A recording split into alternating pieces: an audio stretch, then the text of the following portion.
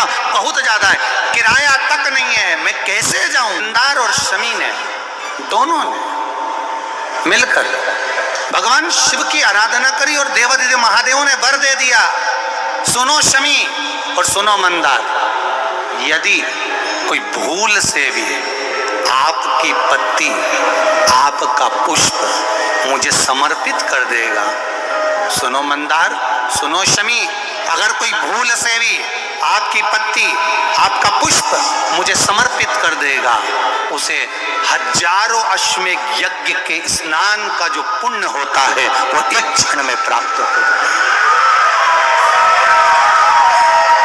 हजारों अश्वमेध यज्ञ का पुण्य, हजारों अश्वमेध यज्ञ का पुण्य एक क्षण में प्राप्त होगा। ये मंदार, ये शमी, हजारों अश्वमेध यज्ञ का पुण्य एक साथ। शमी की पत्ती देखिए आप लोगों ने, जम के वो तो बोले जरा, देखिए मंदार पुष्प भी देखा हुआ है। अब शमी की जो पत्ती होती है, उस शमी की पत्ती को भगवान देवादिदेव महादेव पर चढ़ाने का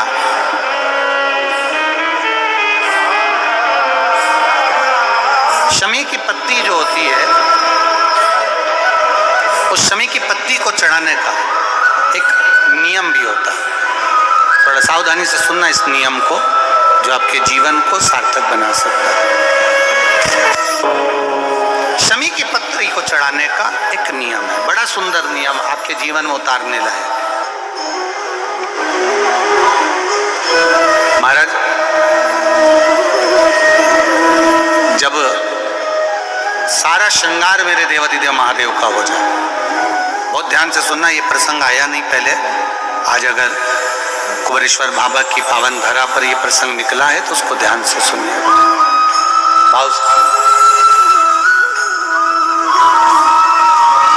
पत्ती, शमी की जो पत्ती होती है, उस शमी की पत्ती को कब, कैसे और कहाँ चढ़ाना चाहिए, और शमी की पत्ती का फल क्या होता है, वो भी अपन समझने उसको। शमी की पत्ती, संपूर्ण स्नान भगवान का हो जाए, संपूर्ण स्नान,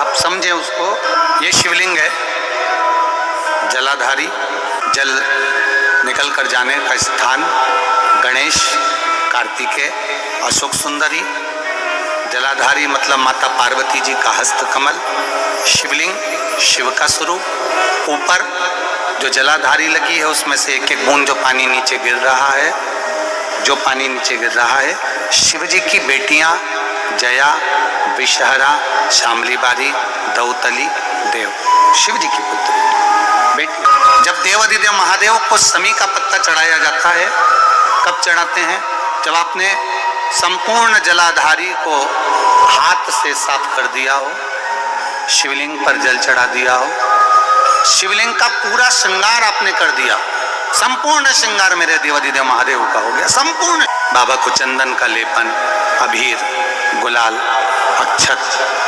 बेलपत्र, धतूरा, जो भी तुम्हें चढ़ाना है सब कुछ तुमने चढ़ा दिया, सारा श्रृंगार मेरे देवादिदेव महादेव का हो गया।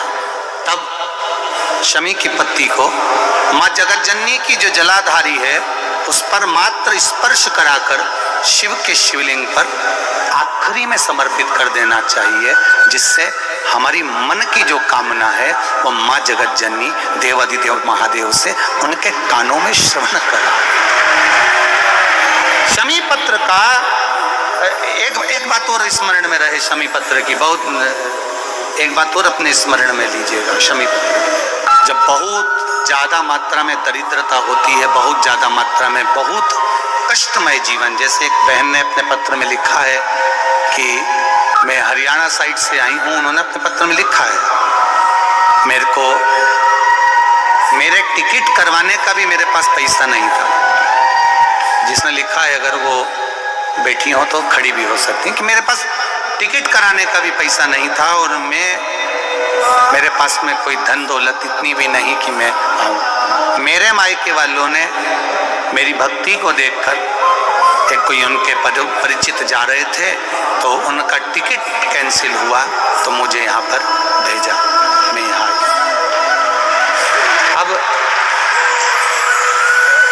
जब आपको लगता है कि इतनी दरिद्रता जीवन में है इतना, और ऐसा नहीं है, मनुष्य के जीवन में बहुत सुख दुख तो चलता रहता है। मानव का देह है, ये तो चलना है, जीवन पर्यान चलना है, सुख दुख चलेगा, यश अपयश चलेगा।